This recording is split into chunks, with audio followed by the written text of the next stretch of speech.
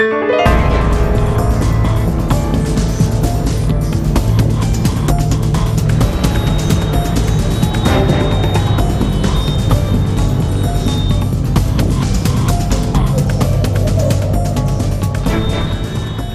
Christmas in 2000, 4 young Algerians preparing a bombing attack in Strasbourg were arrested in Frankfurt at the request of the French Secret Service. They were accused of being Al-Qaeda members and tried.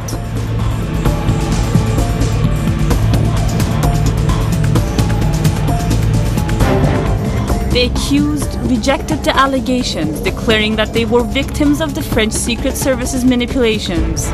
Here, for the first time, experts report the French Secret Service's involvement began in France and Algeria. Vor diesem Hintergrund spricht einiges dafür und man muss einfach wissen, dass der französische There is conclusive evidence indicating that the French and Algerian secret services had collaborated closely since the Algerian War. After the Islamic Salvation Front won the democratic elections in 1992, the military staged a coup, and Algeria in 1992 was plunged into a bloody civil war. During that time, Bukhari, Sabur, Ben Ali and Marouni, all of whom were underage, fled without their families to Europe when they lived on the margins of society as small hash dealers, until they fell into a secret service trap. They were accused of being Al-Qaeda terrorists and wound up in German prisons. We met the former head of Algerian military intelligence somewhere in Belgium. He told us the Algerian Secret Service agents had always been involved in terrorism, like in the case of the young men accused in the Frankfurt trial. He talked about his experiences. Well, it's a proven fact that the DRS services, in other words, special units of the Algerian Army's intelligence corps, participated in the massacre. Here is how it began. In Frankfurt, the defendants had gone to North African mosques to eat after their daily fasts during Ramadan. There, they asked fellow Algerians why there was terror in their country. A couple of Algerian soldiers who had fled convinced them that they should go to London to find out the truth. Marouni, Bukhari, Sabur and Ben Ali then travelled to the British capital, where they contacted an Algerian organization.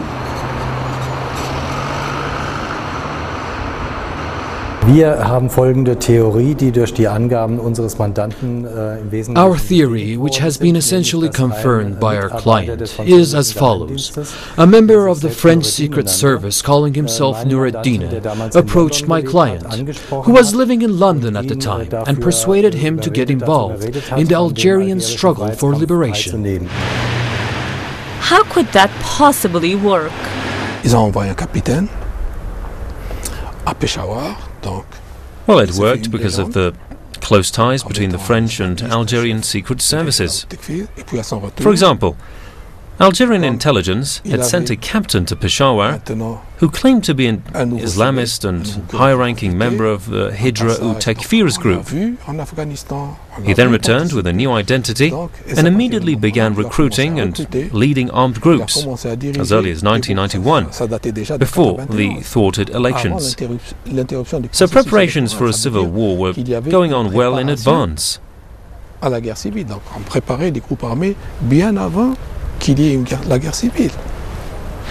In London, the young Algerians were in contact with the Algerian organization at the Baker Street Mosque, which was led by the physician Abu Doha. From there, they traveled with forged passports, first to Pakistan, and then to join the terrorists in Afghanistan. In Afghanistan, the defendants were taken to the house of the Algerians.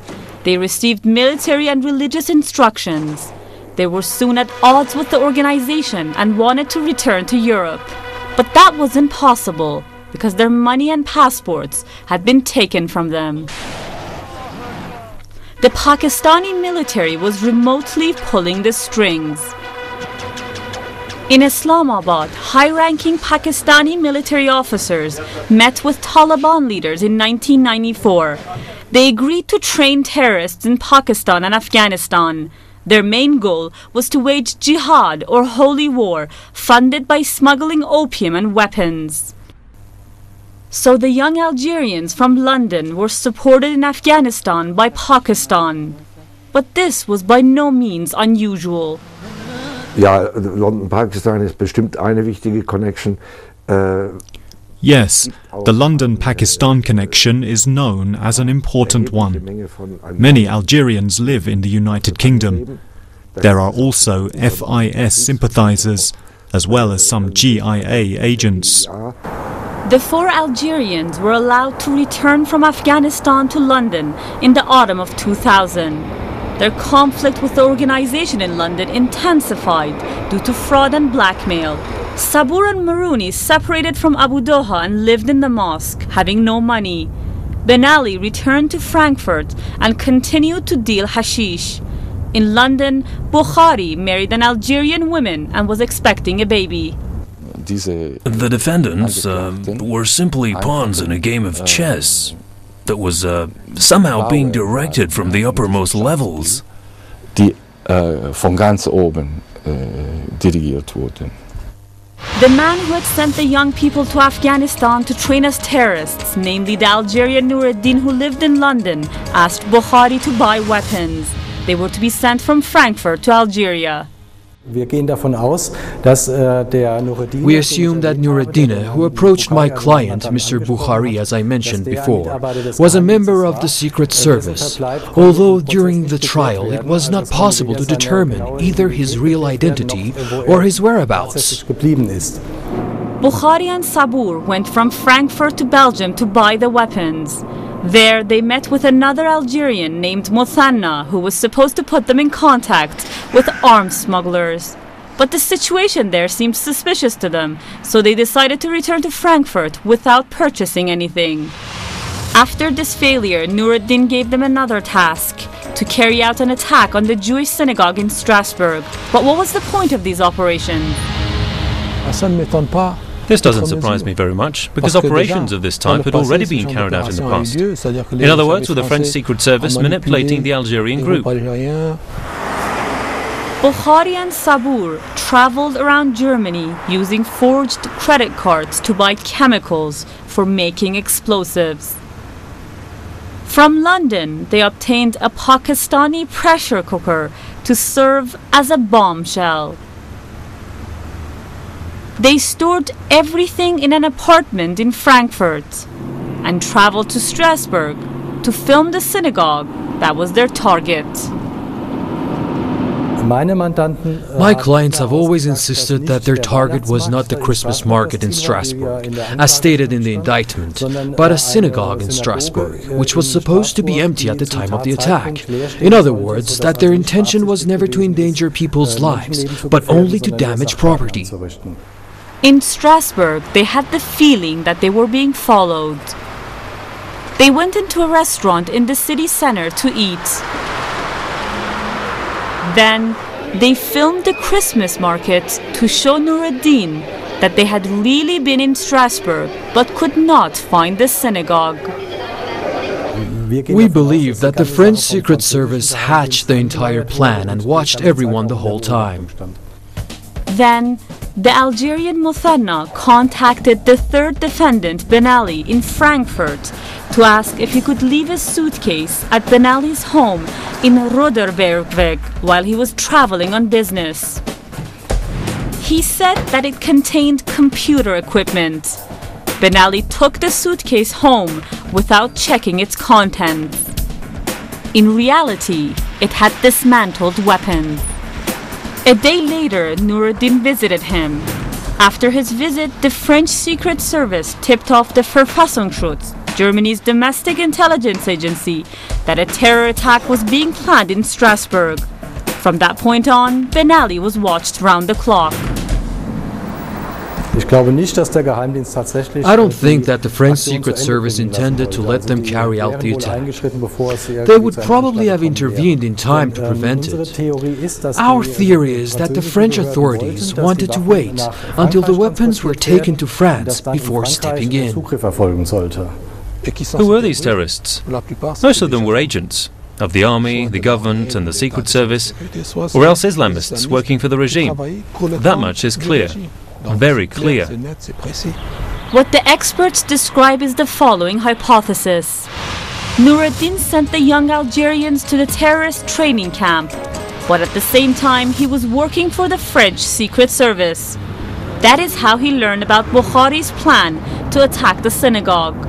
So Nureddin was both the instigator and the investigator, a double role that is typical of the French Secret Service. A brief look at France's foreign policy regarding Algeria helps shed light on this story.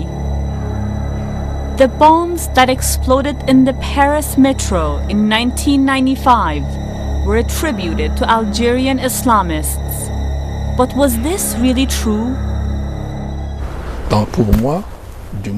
In my opinion at least, there's no doubt that the DRS, the Algerian Secret Service that is, was behind the 1995 attacks in France. At that time, Algerian lawyer Ali André Missili, a critique of the regime, was murdered in Paris. Who ordered his death? I was there. I witnessed the contracting of Ali André Missili's murder for 80 million French francs. The murderer benefited from the support of the Home Ministry. It was Charles Pasqua who sent the assassin to Algeria in a hurry to prevent him from being apprehended and tried. So the military government was supported by the West, and especially by France. Des pays européens qui ont aidé, ce sont la France. There are also countries that, like Italy and Spain, mainly have economic ties with Algeria, namely for the supply of natural gas and petroleum. Now the Western countries were initially afraid that the Islamists would renege on the contracts. That led them to somehow arrange the bombing attacks in France in the early 90s, specifically in 1992. So they could then say, see, if we don't stop this, the Islamists, and not just those in Algeria, will invade Europe and unleash a religious war, a clash of civilizations.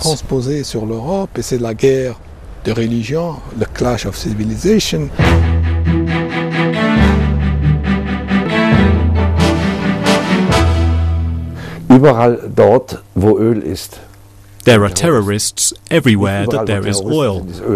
There isn't oil everywhere that there are terrorists, but wherever there is oil, there are terrorists. And Al-Qaeda appeared in the Maghreb just at the moment that the United States was getting ready to secure resources in Africa by military means. Perhaps it is no coincidence that the defendants in Frankfurt were all Algerians, and that the scene of the crime was France. What kind of foreign policy was behind that? Nachdem die USA AFRICOM gebildet haben und insbesondere After the United States had reshaped Africa, and especially the countries of North Africa and the Sahel, declaring these states to be especially eligible for funding and establishing close military cooperation with them, France, authorized by the UN Security Council, carried out an international intervention in Chad to balance out the influence that the United States had developed in that former French colony. Algeria, like Iran, has the advantage of possessing important raw material, such as natural gas and petroleum, while being right at Europe's door. Algeria now accepts virtually all recommendations that the United States dictates to it. For example, we see how Algeria participates in NATO maneuvers. We also see Algeria becoming integrated in the European Mediterranean region. This somehow more or less obliges it to recognize Israel, something that would have been practically impossible if Islamists were in power.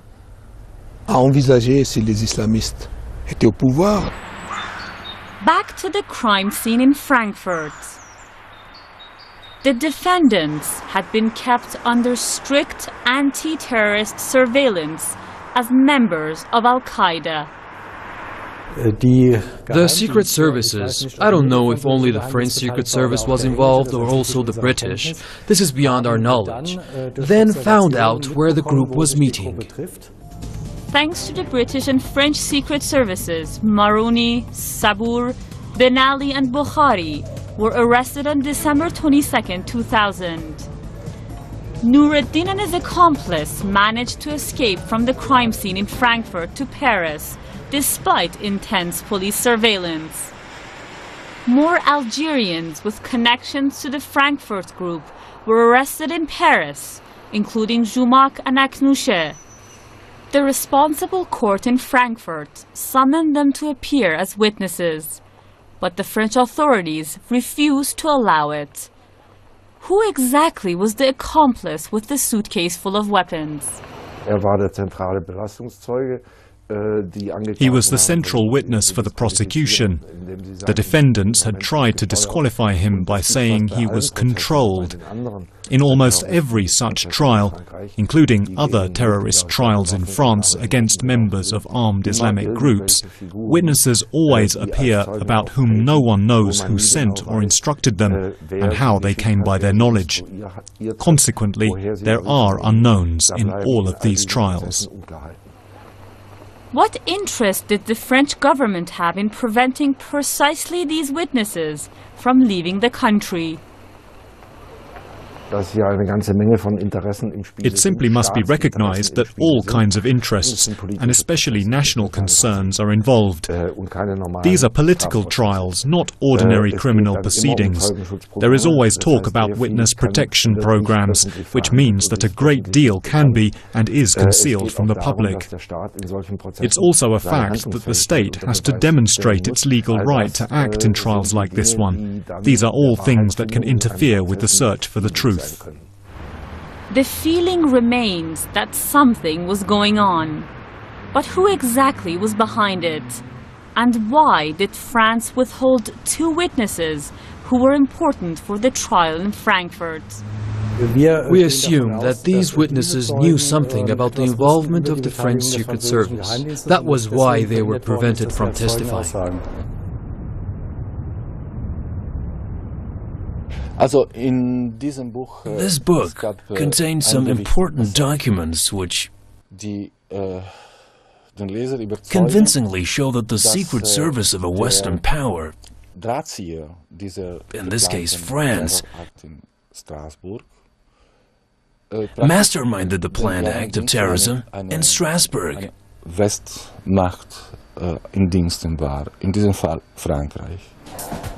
The Secret Service's game of terror. But how was the game supposed to unfold? Par la suite, on justifie la lutte contre le terrorisme par le fait qu'il y ait des attentats, qu'il y ait des tentatives.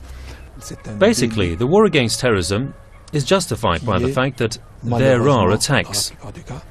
Here we have the case of a crime that was permitted just to obtain an excuse for saying that there is a threat. But in my view, purposefully engineered crimes cannot deliver conclusive proof. Existe réellement, non. Ces délits provoqués, pour moi, ne constituent pas une preuve fondamentale. The Western media report on terrorist bomb attacks as being carried out by Islamists. But the perpetrators are merely Muslims from Arab-speaking countries, such as Al-Qaeda in Algeria. How does this happen? It is clear that trials like this, which have taken place in a very heated atmosphere since 9/11, greatly impact the public, and that when there is a trial of this kind, the state can show that it is doing something against terrorism. This has to do with the general political climate. The Secretary-General of NATO has stated that Islam is probably a greater threat than communism ever was. And the French Defense White Book of 1994 declares that Islam is probably a greater threat than communism was. Practically the same words, which were then adopted by the German military. There was a need for a new enemy. NATO had lost its purpose. There was no longer an enemy to fight. So who should it defend against?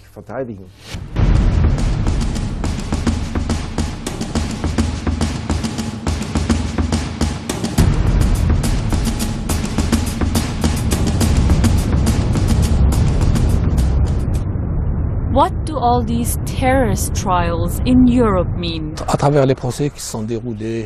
Concerning the trials which have taken place all over Europe, for instance in Germany, Britain, France, Italy and Spain, it's clear that fewer than 10% of them actually deserve to be regarded as terrorism trials. The other 90% deal with ordinary criminals, that is, dealers, thugs and so on, who have nothing at all to do with terrorism. The image of the Islamic world they are trying to paint is completely false. Ce sont des délinquants, ce sont des dealers, ce sont des truands, ce sont... Voilà. Mais qui n'ont rien à voir avec ce que les États-Unis ont en première ligne, cette image qu'ils veulent donner au mouvement islamiste. Absolument pas. Those who carry out attacks use a lot of explosives. TNT.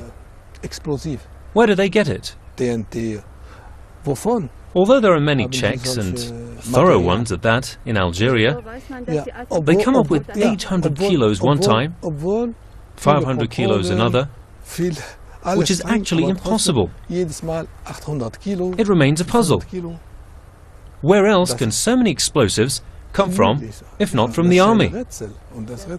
Who else? Do you understand? Diese Explosive, wenn nicht der Armee. Wer hat die Möglichkeit, verstehst? Our experts suggest that not only secret services were behind the planned terror attacks, but also other government organizations. This is a political thriller involving possible bombing attacks against civilians. In the end, it becomes clear what companies and politicians need terrorists for. The spectacular terrorist trial in Frankfurt finally came to an end. Every day of it cost €500,000, and the government paid €600,000 for security at the Palace of Justice alone. The trial has also been sharply criticized for its lack of evidence and witness testimony. We don't have any direct proof, which forces us to rely on supposition. Throughout the trial, the court tried to play down the Secret Service's role and avoid illuminating it further. It seems to be that the whole thing was relatively murky from the start. I doubt that this trial has truly served the search for the truth.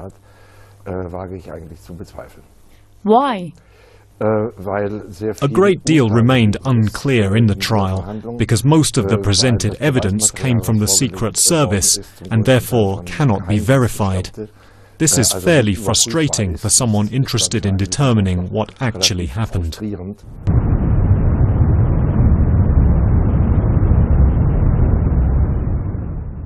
The defendants, Sabur, Maroni, Ben Ali, and Bukhari, were convicted of being Islamist jihadists and sentenced to between 10 and 15 years of prison for plotting to carry out a bombing attack against Christians in the Strasbourg Christmas market.